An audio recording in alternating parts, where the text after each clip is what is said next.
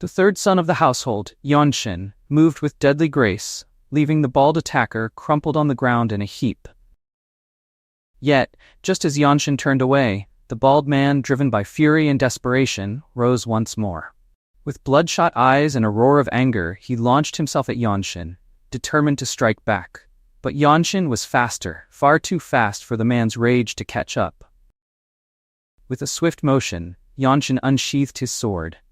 The blade sliced through the air with precision, severing the attacker's neck before he could complete his attack. The bald man collapsed in an instant, lifeless, his final act of defiance extinguished in a flash. But Yeonshin did not pause. His eyes locked on the remaining intruders standing ahead of him, their expressions a mix of defiance and fear. In a heartbeat, he dashed toward them, his body a blur of motion as he unleashed the power of his Scripture of Origin ability. His sword cut through the air with deadly precision, each strike aimed at a vital point. The intruders barely had time to react before Yeonshin's blade met their necks, one after another, sending them crashing to the ground, defeating them one by one in a cold, methodical manner.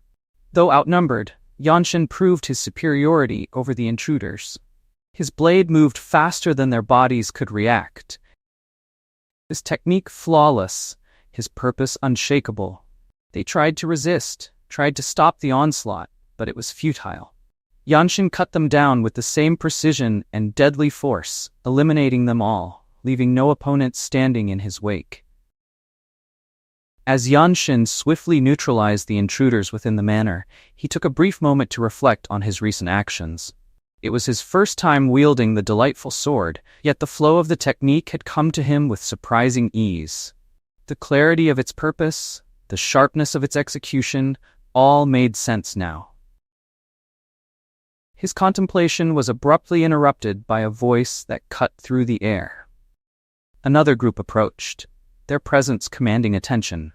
Yeonshin shifted his gaze toward them, curiosity flickering in his eyes as the leader of the group made his presence known. Though impressed by Yeonshin's performance, the leader dismissed the fallen intruders as fools, claiming their defeat was due to their carelessness. The leader's eyes studied Yeonshin with interest, questioning how someone so young could possess such mastery over the delightful sword. He speculated whether Yeonshin had spent his life training in the art, but Yeonshin, keenly aware of the shifting dynamics, asked a more pressing question, inquiring about the group's origins. The leader revealed that he was not from the Blood Flame cult, as Yeonshin suspected, but rather from the Tyrant Sword tribe. The revelation gave Yeonshin pause. The names of the Blood Flame cult and the Tyrant Sword tribe were not unknown to him. Both were infamous factions, part of the dreaded 13 Skies, the most feared and powerful groups in all of Miram. As the realization sank in, Yeonshin's mind raced. The presence of both the Blood Flame cult and the Tyrant Sword tribe in one place was no small matter. These two factions, both ruthless in their own right, had long been symbols of chaos and dominance in the martial world. Their sudden appearance here in this manner raised far more questions than it answered. What could have drawn them to this place? Why were such dangerous forces converging now? Yeonshin, his eyes still sharp and calculating, turned his attention to the leader of the group, inquiring about the reason behind the alliance of two powerful factions from the 13 Skies. His question, however, was met with a curt and dismissive response, the man clearly unwilling to reveal any details. A smirk tugged at the corner of Yeonshin's lips as he assessed the situation. The group had chosen words over action, hesitating rather than attacking outright. Sensing an opportunity, he pressed further, revealing his identity with deliberate intent. His family was part of the Desolate Fortress, one of the most formidable branch sects in all of Miram. The weight of his lineage was not to be ignored. Should they kill him, even a faction as powerful as the Tyrant Sword tribe would find themselves facing severe consequences. His hand tightened around his sword as he prepared for the inevitable clash, his body coiled like a spring ready to strike. But before he could make his move, a sudden commotion erupted from nearby, drawing his attention. A figure tumbled across the ground, his body rolling helplessly. Yeonshin's eyes widened in recognition. The man was from the Zhongnan sect, his appearance an unexpected twist in an already tense encounter. Before Yeonshin could fully process the unfolding situation, another presence made itself known. A figure appeared above him, descending rapidly from the air. As she landed, Yeonshin's gaze locked onto her. His heart skipped a beat. It was Elder Yeonshin, her presence both a shock and a concern. She was gasping for breath, her body trembling as she dropped to her knees, clearly exhausted from a fierce battle. Yeonshin stood in stunned disbelief, his thoughts racing.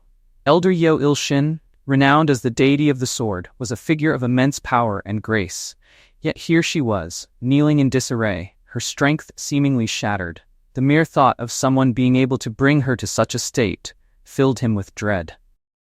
Who could possibly possess the strength to overpower her? The question gnawed at him, his heart pounding in his chest. Then, as though his very fears had manifested, Yeonshin felt a chilling presence approaching. He turned sharply, and his eyes fell upon a man in a dark robe, floating ominously in the air. The man exuded an eerie, malevolent aura, one that made the hairs on the back of Yeonshin's neck stand on end. His instincts screamed danger, and Yeonshin immediately heightened his guard, his mind racing with alarm. The air around the robed figure seemed to ripple with dark energy, and Yeonshin could feel the oppressive weight of the man's power. His thoughts tumbled over themselves as he tried to understand the situation. Who was this man? Why did his presence feel so suffocating? As the robed figure landed gracefully on the ground, their gazes met. In that brief moment, a wave of dizziness washed over Yeonshin. His head felt light, his vision swimming slightly from the sheer force of the man's presence. This was no ordinary enemy. The aura that surrounded the stranger was suffused with an almost tangible malice. Suddenly, one of the men from the group Yeonshin had been confronting earlier dropped to his knees, his voice filled with reverence as he humbly greeted the dark-robed figure. The words sent a jolt through Yeonshin. The tribe leader. Yeonshin's breath caught in his throat as the realization settled in. This man, this dark figure exuding such ominous energy, was none other than the leader of the Tyrant Sword Tribe, one of the most feared factions in the orthodox 13 Skies. A man of legendary status, often spoken of as a harbinger of disaster in Janhu. Yeonshin's mind reeled with disbelief. The leader of the Tyrant Sword Tribe was someone considered equal to the patriarchs of the 9 great sects, a figure whose very name struck fear into the hearts of even the most seasoned warriors. But why was he here? What could possibly have drawn such a terrifying presence to this place? As Yeonshin stood frozen in the face of this overwhelming power, one terrifying thought echoed through his mind. At this rate, they were all as good as dead. Yeonshin let out a frustrated sigh, his mind set on testing himself against the formidable presence before him.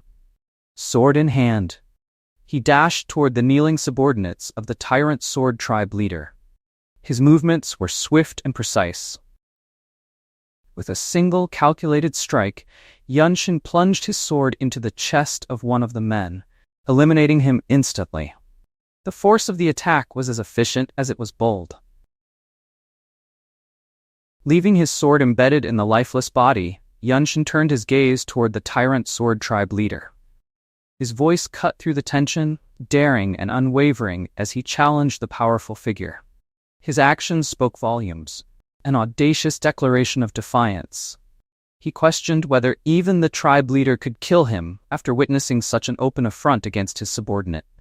The remaining intruders, stunned by Yeonshin's sudden assault, reacted with anger, their swords at the ready. One of them cursed Yeonshin, calling him a madman and prepared to strike. But before any could act, the Tyrant Sword Tribe leader raised a hand, his calm yet commanding voice cutting through the chaos with a single word. Enough. The tribe leader's gaze lingered on Yeonshin, and to everyone's surprise there was no anger in his voice. Instead, there was an acknowledgement. He admired Yeonshin's spirit, claiming that it surpassed that of everyone else present. The unexpected praise hung in the air, and for a moment even Yeonshin found himself pondering who exactly the tribe leader was referring to. The answer was clear: himself. Then, in a tone that was as much a declaration as it was a decision, the tribe leader offered Yeonshin a reprieve. He would be allowed to live. But Yeonshin, unflinching, responded with the same defiance. He boldly claimed that it wasn't a matter of being spared, but rather that the tribe leader couldn't kill him. Not when he was the sole grandson of the former Divine Sword Squad leader of the Desolate Fortress, a name that carried great weight in the martial world. The revelation hung in the air, causing a ripple of shock among those who heard it. Yeonshin, still recovering from her earlier struggle, looked at Yeonshin with newfound disbelief. That child, she thought, piecing together the truth of his lineage. The grandson of the former leader of the Divine Sword Squad, the most elite force within the Desolate Fortress, the very best among them? The realization struck her deeply, reshaping her understanding of the young man standing before her, bold and unyielding in the face of overwhelming power. The Tyrant Sword Tribe leader's voice rang out, powerful and commanding, as he addressed Yeonshin. He acknowledged the weight of Yeonshin's lineage, tied to the Desolate Fortress, a sect created by the imperial family to curtail any conspiracies from the Miram forces. The mere mention of the Desolate Fortress carried an unmistakable gravity, enough to dissuade many from challenging it. Yet, despite this, the tribe leader revealed that his decision to spare Yeonshin was not solely out of caution. There was something more. A quality in Yeonshin that caught his attention: his temperament and unwavering spirit, traits essential for a powerful martial artist in Jonghu. If not for Yeonshin's ties to the Desolate Fortress, the tribe leader admitted that he would have taken him as a disciple. The words were not empty.